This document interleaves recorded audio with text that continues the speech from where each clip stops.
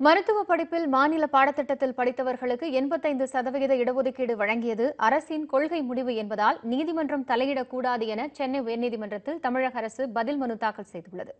தமிழக மாணவர்களுக்கு நீட் தேர்வில் இருந்து விலக்கு அளிக்க கோரி இயற்றிய சட்டம் குடியரசுத் தலைவரின் ஒப்புதலுக்காக காத்திருக்கிறது.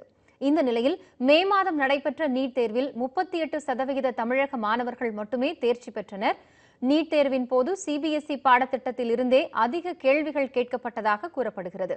இதனால் தமிழகத்தில் மாநில பாடத்திட்டத்தில் படித்தவர்களுக்கு 85% இடஒதுக்கீடும், மத்திய பாடத்திட்டத்தில் படித்தவர்களுக்கு 15% ஒதுக்கி தமிழக அரசு அரசாணை வெளியிட்டுள்ளது.